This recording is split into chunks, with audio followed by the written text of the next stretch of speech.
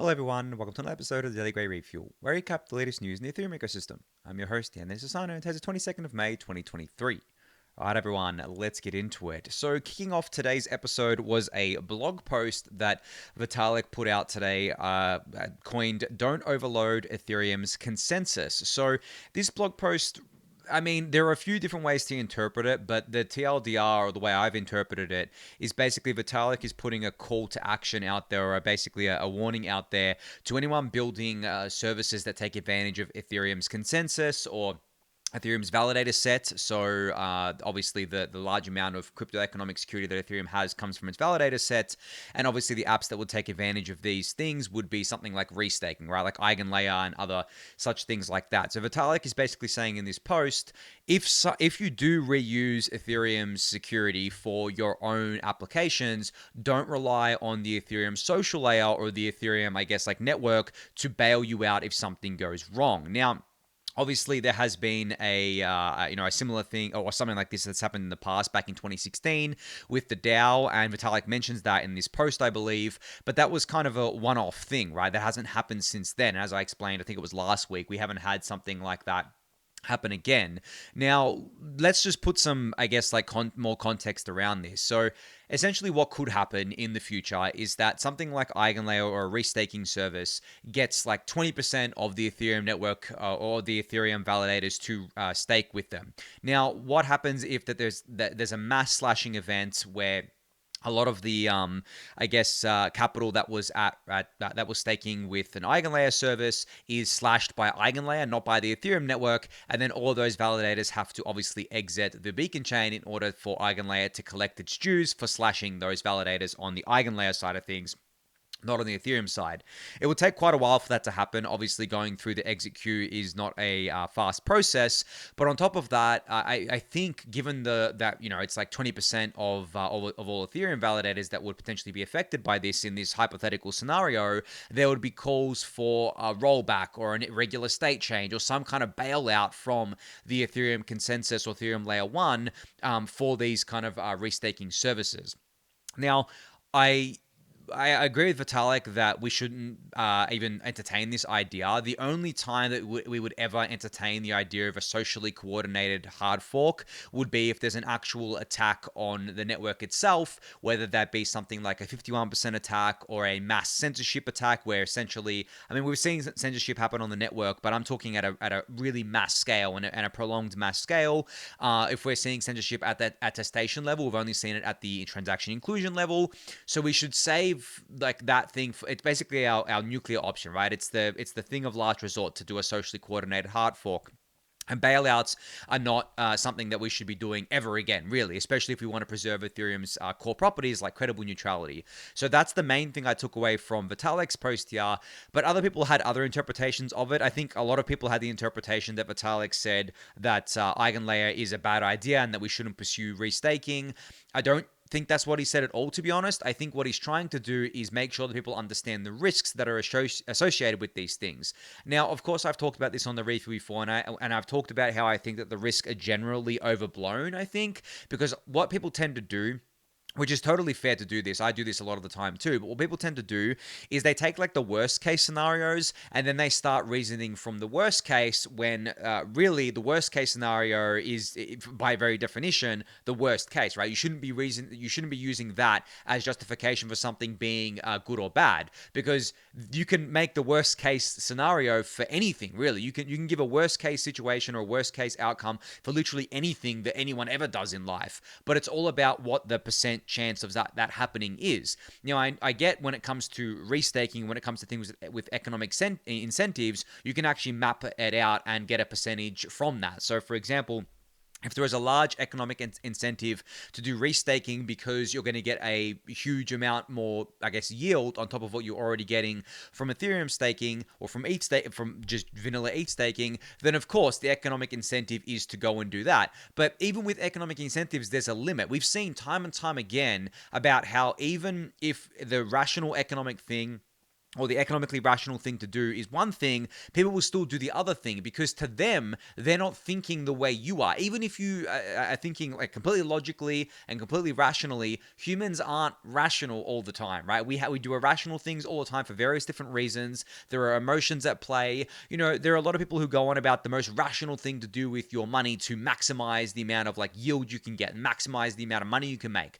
But for a lot of people, they don't care about that. They don't care about min-maxing everything and getting the perfect yield and getting this, that. All they care about is earning, if they're looking at something like yield, they want to earn a decent return with relatively low risk, right? And they want to be sure that they don't have to think about it too much, that there's not too much overhead. But if you're trying to maximize the amount of yield you get, there's a lot of overhead in that because one, you're taking on more risk because you're probably playing around with riskier protocols because they're offering higher yields. You have to babysit it yourself. Even if you're using third-party services, you'd still have to babysit it yourself to make sure that these third-party services are doing what they're advertising that they're doing, right? And what they would usually advertise is that they're getting you the best yield. It's just more mental overhead for you, so more stress. So most people don't want that, right? I mean, I'm one of those people. I could be making more money staking all of my ETH with Rocket Pool instead of doing solo staking, for example, because I would get the RPL rewards.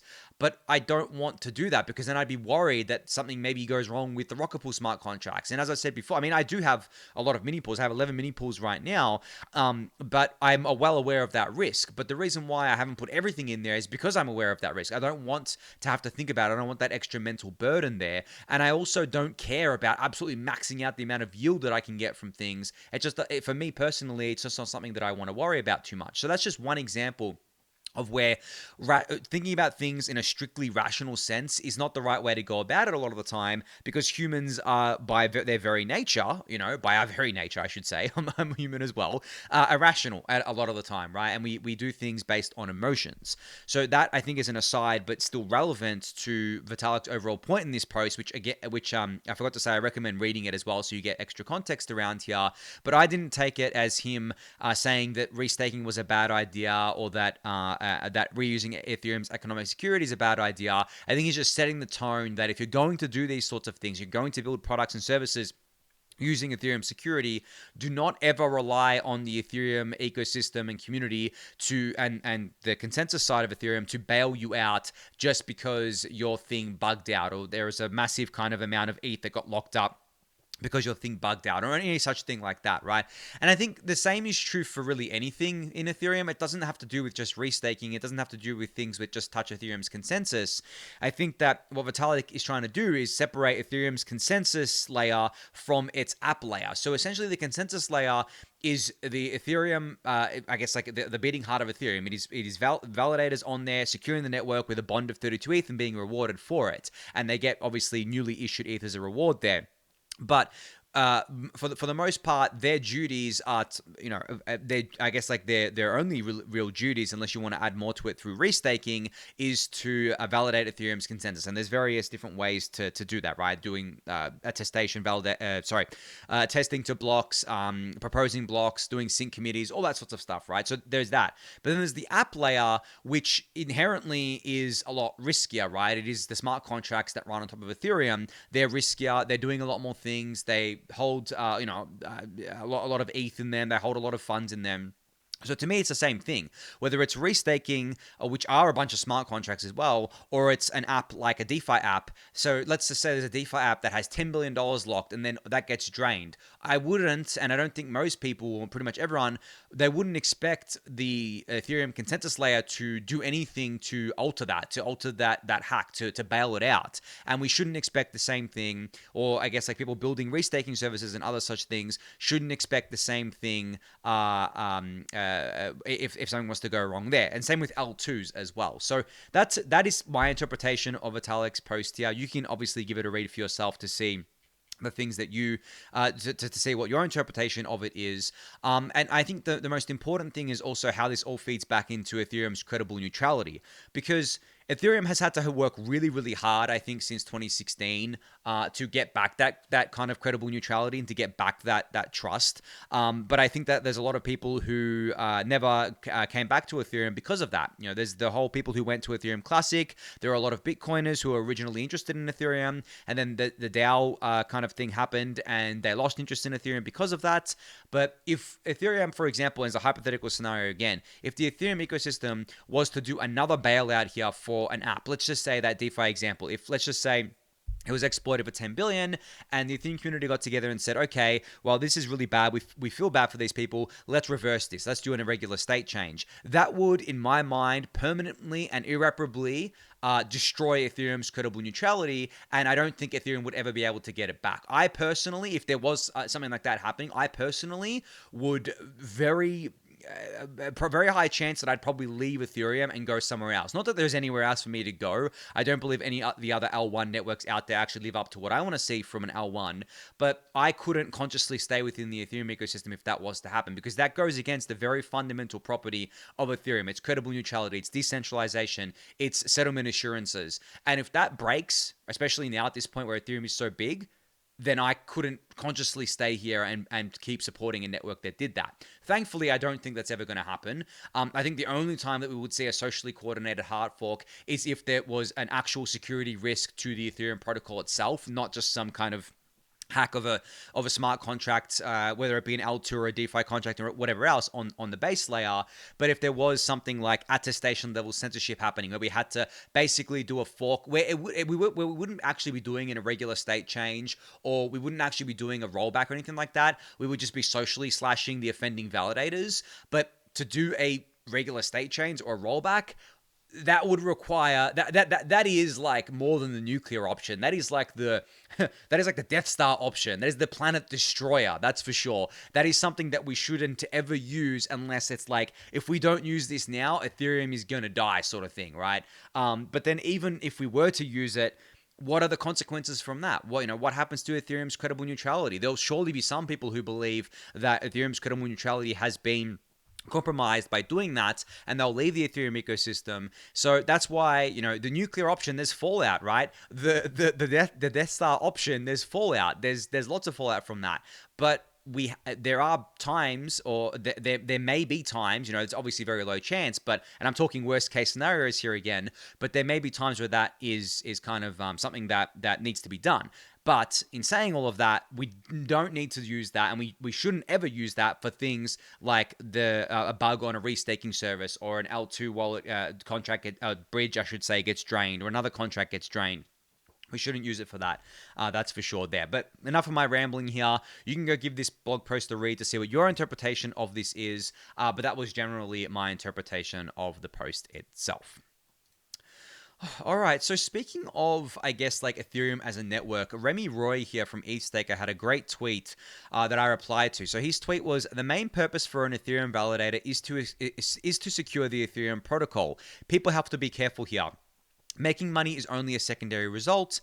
Validators are serving the Ethereum community, not the other way around. And then I replied by saying, the entitlement that some people have around ETH staking has always disgusted me. Now, maybe disgusted is a strong word here, and maybe I should have used a different word, but that's how I feel. And then I continued by saying, the Ethereum protocol will be designed for what is best for the network, not for what is best for stakers' bottom line. Now, what I mean by this, and what Remy means by this as well, is that Ethereum staking doesn't exist to make you lots of money. It doesn't exist to make you lots of yield. It doesn't exist to pay you out a fixed term yield or whatever, anything like that. The whole purpose of ETH staking, or Ethereum's proof of stake consensus mechanism, is to secure the network. And so first and foremost, the security of the network, the health of the network, the resiliency of the network is the thing that the community and the Ethereum ecosystem should care the most about. Now, of course, if the APR gets too low, there's going to be a lot of people who don't want to stake.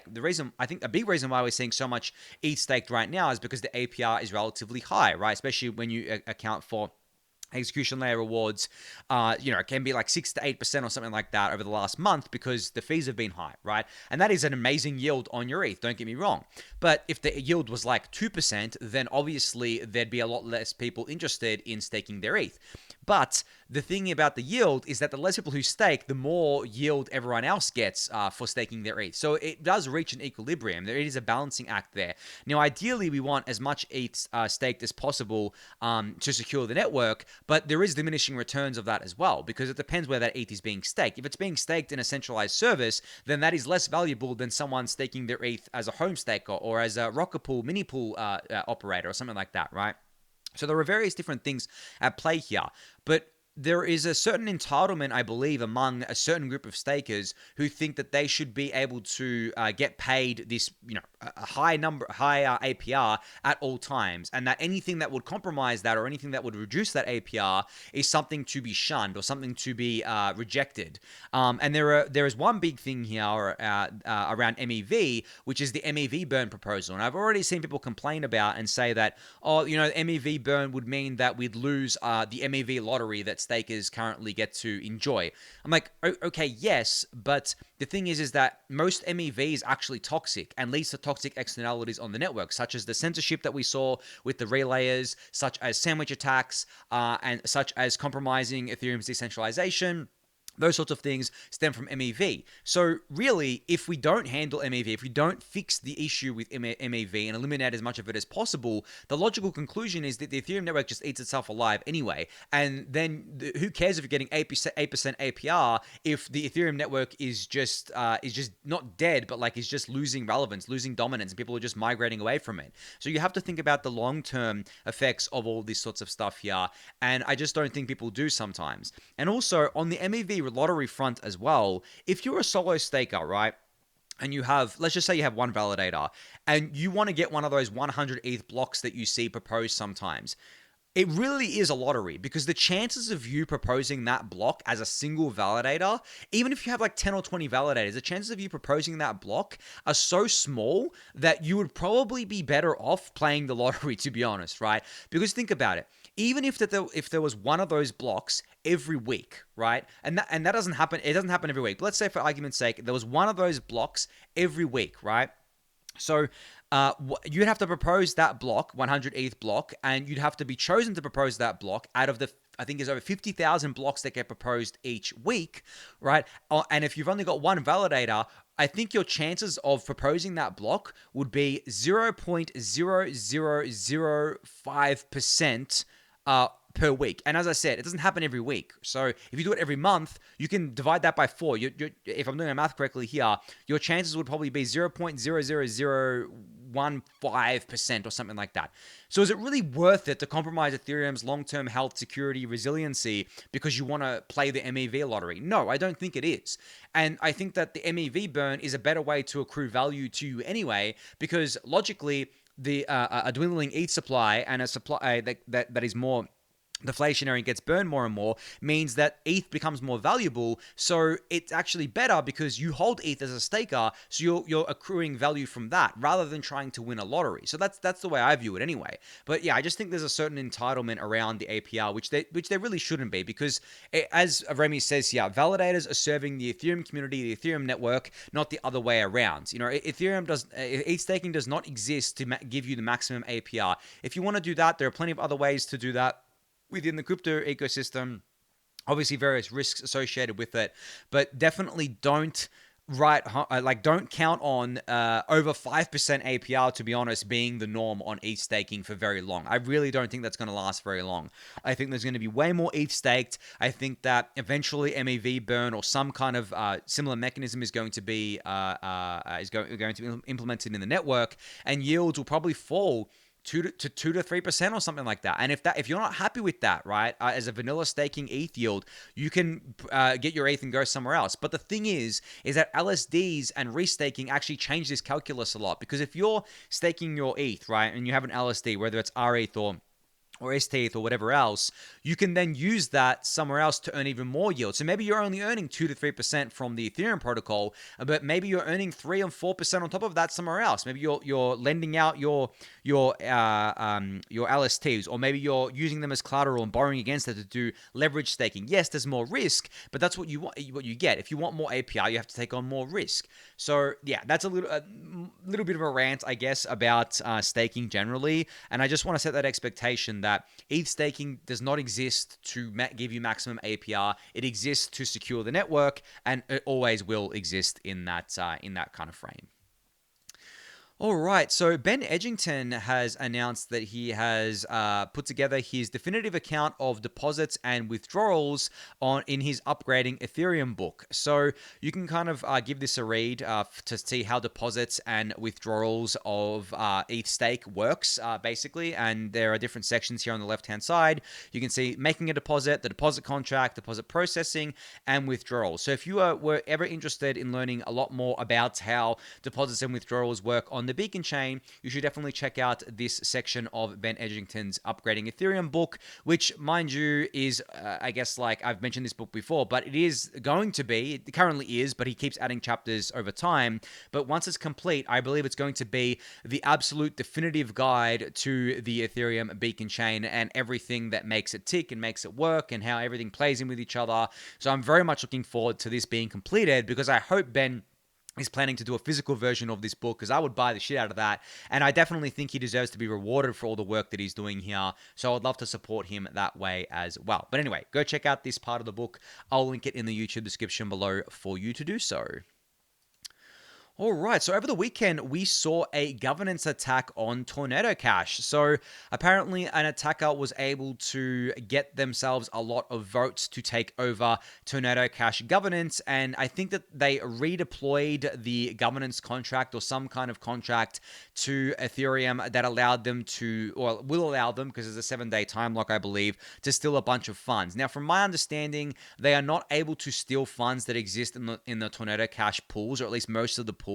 It's just in the governance pool itself. And I think that it comes as probably no surprise that these attacks happen when there's obviously economic value on the line. And as I said before, this is why I'm very bearish on just vanilla on-chain governance voting, because you can just acquire the tokens, whether you buy them or borrow them or whatever, and you can overtake these protocols quite easily. And it depends on how the protocol is set up. Now, thankfully, Tornado Cash, the actual mixing pools and things like that, the actual mixer is immutable, can't be changed, and is not controlled by governance. But other parts of the Tornado Cash protocol are, and that's exactly what the what happened here. Now, I believe Samsung actually has another longer thread that I don't have up right now that I can bring up that goes through exactly what happened here, which you can find on his Twitter profile. But yeah, that's the TLDR. It's that the Tornado Cash protocol itself is, I believe, fine, the mixing part of it, but the governance seems pretty balked right now, which is obviously unfortunate to see, but a consequence of having on-chain voting. Now, in saying that, I want to talk a little bit about on-chain voting. So I'm not like totally bearish on just all on-chain token holder voting. I am just very bearish on the vanilla token holder voting, where essentially what I mean by that is where you have the tokens, you either vote using the tokens or you have to stake to vote using those tokens, but that's all you have to do. There's no reputation attached to it. There's no kind of like NFT-based, verification of who you are attached to it. There's nothing, right? There's just the tokens and that's it, which I think is just a very bad way of doing on-chain governance, because it can lead to these attacks. It means that anyone can have the same voice as someone else who is really, or even more of a voice as someone else who's really active. So for example, let's say that you're super active in a DAO's governance, but you don't have many of the tokens. Well, unfortunately, if it's just using token holder voting, just vanilla token holder voting, then your voice doesn't really mean much. And obviously there's delegation as well, where people can delegate to you if you are actually a good steward of the protocol. But again, someone else can just come in with a lot of tokens. They can either buy it or borrow it and end up having more voting power than you just because of that. So that shouldn't be the case at all. What should happen is that there should be on-chain reputation systems that are based on on-chain attestations, and this is what the Ethereum Attestation Service, or EAS, is trying to do, and they've partnered with Optimism to do this as well. And Optimism is actually one of the leaders here in doing not just token holder voting and governance, but doing more than that, like with their badge holders and doing stuff with attestations. But that's the kind of stuff that you need to do, because in that world, the person who comes along with the tokens that they bought them them or borrowed them, they don't really have much power. But the person who may have less tokens delegated to them, but have like a really good reputation because they've been involved with the governance process for a long time, they've been involved with the project and community for a very long time, and they've gotten that power based on merit, well, their voice is worth a lot more. And they can override someone trying to attack the protocol, even if that someone has a lot of tokens or a lot of votes delegated to them. So I want to see more of that and less of these just shitty vanilla kind of token holder voting, because I'm just very bearish on that, and I don't think that it's something that can work long term. But anyway, you can check out Samsung's profile. He'll have a tweet thread about this where you can dive deeper into exactly what happened here. All right, so Bedrock is around the corner. The major upgrade that has been coming to the Optimism network for quite a while now. I believe June 6th is the mainnet date for it, if I remember correctly here. And they put out a blog post around their multi-proof design in the OP stack. So I've talked about this before and about how the OP stack has been built with Bedrock to be multi-proof, which means that it's not just limited to fraud proofs or the proofs that are used in optimistic rollups, but it can also be expanded to things like validity proofs, which are used within ZK rollups. Now, I remember telling you guys about this a very long time ago. It probably goes back to as early as 2021, where I said that optimistic rollups, or any rollups really, are not limited to just using fraud proofs. They can also use validity proofs and really any other proof schema out there that proves to be better than I guess like fraud proofs. Because fraud proofs, they're cool, but they're not the best, I think. The best right now that we have are validity proofs, but we can probably do better eventually. Maybe there's some other thing that comes along. Well, that's what OP Stack is being built to do, and that's exactly what Arbitrum has done as well with Nitro. That's what a lot of these other platforms are trying to do as well. There's a lot of these other rollups. They're trying to be modular in their approach to proofs, so that they're not just locked down to using fraud proofs or using validity proofs in case something better comes along. They want to be expressive. They want to be able to use anything. And that's why I've said before that optimistic rollups like Optimism and Arbitrum are going to have a really easy time changing over to becoming ZK rollups by just using validity proofs, because they are being built that way. And as I said, I have been saying this since 2021, where people back then were telling me, hey, isn't it really bearish that optimistic rollups are going live now, but they're going to be obsoleted by ZK rollups? And at the time I said two key things. I said, I don't think so, because the ZK rollups are still pretty far away. And I think that Arbitrum and Optimism are going to be able to grow pretty good network effects and a pretty good ecosystem in that time frame, which they both have, especially Arbitrum, of course. And then two was that fact that the optimistic rollups aren't tied down to using fraud proofs. They can also use validity proofs and anything else, because they can be built that way. So great to see that this has played out, and great to see this blog post from OP Labs, which I'll link in the YouTube description below for you to check out. All right, so just dispelling some FUD here. So I saw, I guess, a bunch of people talking about some terms of service that you have to agree to when you use MetaMask, which, as you all know, is a ConsenSys product. So in the terms of service, it basically said that MetaMask reserves the right to withhold funds due to tax obligations. Now, this had nothing to do with MetaMask itself. MetaMask does not collect taxes on crypto transactions, as ConsenSys says here, and they've not made any changes to their terms to do so. And the reason why they can't do this is because MetaMask is a non-custodial wallet. It does not ever get any custody of your funds, even when you use inbuilt MetaMask features like MetaMask Swap. Now, the reason why those terms were in their terms of service were for other products that ConsenSys offers, such as they say here, the tax section in our terms of service falls under the fees and payments section, and it exclusively pertains to products and paid plans offered by ConsenSys. For example, Infura has credit card developer subscriptions, which includes sales tax. So again, has nothing to do with MetaMask, had to do with ConsenSys' other products. Please, for the love of God, whenever you see people talking about this sorts of stuff and spreading this stuff, check your sources. Don't just go off what some random person yelling on Twitter is saying. You need to check your sources. And the same goes for really anything in this ecosystem. I mean, I spoke about the Ledger stuff last week and how I believe that was pretty overblown, but also there was a lot of clickbait happening, a lot of engagement farming happening, and people who just wanted to get those sweet, likes on Twitter and that sweet engagement on Twitter, when the reality of the situation was a lot more benign than I think people made it out to be. Not saying that Ledger didn't screw up. Their communication was absolutely shocking, and the fact that many people believed that the private key couldn't be exfilled was unfortunately completely wrong. That is all, totally fine to get angry about that. But I think where it got stupid was that people were saying that Ledger rugged everyone and everyone's hardware wallet was now unsafe and all that other stuff, when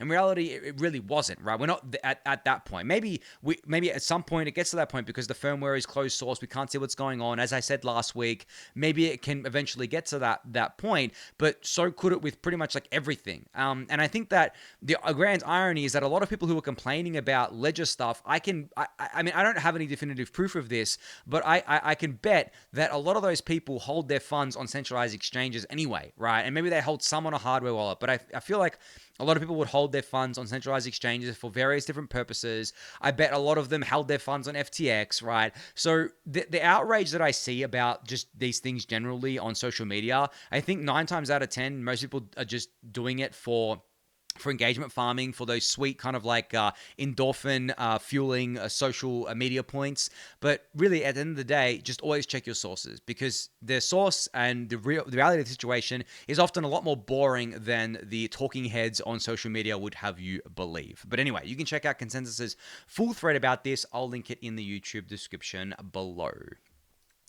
All right, finally here, just a quick shout out to the new extension from ETH-Dash. So ETH-Dash.xyz has put out a Chrome extension here that allows you to view various different things about Ethereum. So there are network stats, so you can see things like the price, the total supply of ETH, gas fees, obviously, staking and withdrawals, so you can see the current deposit queue, total validators, all things like that. There's links to various Ethereum dashboards. There's an address book, and I think a few other features on here. Now, I have this installed right now, but I don't know if this is going to show up. No, it doesn't show up when I click it here, but I've been using this the past couple of days, and it's been really cool just to have quick access to a lot of different things that I usually have access to, that I usually check in the normal way. And I'm just reading it right now. As I said, you can't see it on my screen, but I'm just reading the staking and withdrawals page right now. Guys, there is 65,000 validators in the entry queue and only 15 in the exit queue. This is crazy. Absolutely crazy. I still can't get over this. I actually put out a tweet that I don't have up. I put it out over the weekend where I said, I knew people were going to be wrong about Ethereum withdrawals being bearish for ETH staking, but I didn't expect them to be this wrong. And the Ethereum ecosystem just continues to surprise me, and to me, that's bullish, but I mean, I'm always bullish, so take that with a grain of salt. But anyway, you can go check out this extension. It'll be linked in the YouTube description below. But on that note, that's going to be it for today. So thank everyone for listening and watching. Be sure to subscribe to the channel if you haven't yet. Give it a thumbs up, subscribe to the newsletter, join the Discord channel, and I'll catch you all tomorrow. Thanks, everyone.